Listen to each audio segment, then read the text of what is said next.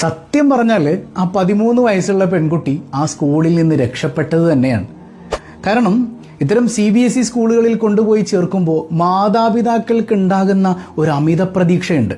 എൻ്റെ കുട്ടി നല്ല ക്വാളിറ്റി എഡ്യൂക്കേഷനാണ് അവിടെ നിന്ന് നേടുക, അവൻ വളരെയധികം ടോപ്പ് ലെവലിലേക്ക് എത്തും, ഭയങ്കര ഫ്ലുവൻസി അവൻ്റെ ലാംഗ്വേജിലുണ്ടാകും, അവൻ്റെ ഇംഗ്ലീഷ് അടിപൊളിയാകും എന്നുള്ളൊരു അമിത പ്രതീക്ഷ പലപ്പോഴും CBSE സ്കൂളുകളിൽ കൊണ്ടുപോയി ചേർക്കുമ്പോൾ മാതാപിതാക്കൾക്ക് ഉണ്ടാകാറുണ്ട്.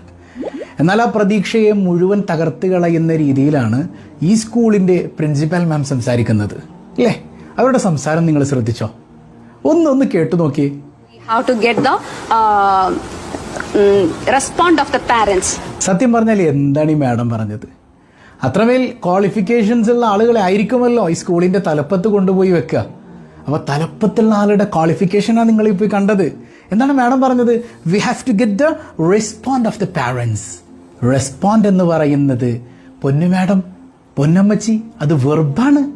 അതെങ്ങനെയാണ് അവിടെ കൊണ്ടുപോയി പ്രയോഗിക്കാൻ പറ്റുക? അവിടെ എന്താ നിങ്ങൾ പ്രയോഗിക്കേണ്ടിയിരുന്നത്? We have to get the response of the parents. അവിടെ റെസ്പോൺസ് നൗൺ അല്ലേ അവിടെ വരേണ്ടത്, വേർബ് അല്ലല്ലോ. അപ്പോൾ അവിടെ അത്തരം ചെറിയ വിഷയങ്ങളിൽ പോലും മിസ്റ്റേക്ക് വരുത്തുന്ന മാഡം നേതൃത്വം നൽകുന്ന ഒരു ഇൻസ്റ്റിറ്റ്യൂഷനിൽ നിന്ന് എങ്ങനെയാണ് ക്വാളിറ്റി എഡ്യൂക്കേഷൻ കുട്ടികൾക്ക് കരഗതമാക്കാൻ കഴിയുക? സത്യം പറഞ്ഞാൽ സങ്കടാട്ടോ. പിന്നെ വല്ലാതെ ഒരു വേദന തോന്നിയത് നമ്മുടെ അമ്മച്ചിയുടെ ചിരിയിലാണ്. അമ്മച്ചിയുടെ ചിരി എന്താണ്? ആ ചിരി ഒരു 13 വയസ്സുള്ള ആ ചെറിയ കുട്ടിയുടെ മുമ്പിൽ വിജയിച്ച ഒരുതരം ഭ്രാന്തൻ ചിരിയാണത്. ഒരു കുഞ്ഞിൻ്റെ മുമ്പിൽ വിജയിക്കുമ്പോഴുള്ള ഒരു രാക്ഷസ ചിരി, ഇല്ലേ? ആ ചിരിയുടെ ഉള്ളിൽ ഞാൻ ഒരിക്കലും കർത്താവിൻ്റെ മണവാട്ടിയെ കാണുന്നില്ല. ആ ചിരിയുടെ ഉള്ളിൽ ഒരിക്കലും ഞാൻ ആ വിശുദ്ധ വസ്ത്രത്തിനകത്തെ മഹിളാരത്നത്തെ കാണുന്നില്ല. എൻ്റെ കൂടെ ഭാരതീയ യൂണിവേഴ്സിറ്റിയിൽ MBA ചെയ്യാൻ ഒരു അച്ഛനുണ്ടായിരുന്നു.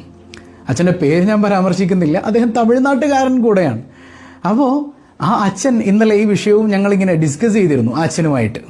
അപ്പോൾ അദ്ദേഹം പറയുന്നത് എങ്ങനെയാണ് അവർക്ക് പറ്റുന്നത് ഇതുപോലെയൊക്കെ സംസാരിക്കാൻ? ഒരിക്കലും കർത്താവിൻ്റെ മണവാട്ടിയാകാൻ യോഗ്യതയുള്ള ആളുകൾ ഇങ്ങനെ സംസാരിക്കില്ല എന്നാണ് അദ്ദേഹം പറയുന്നത്. ഒന്ന് ആലോചിച്ച് നോക്ക്.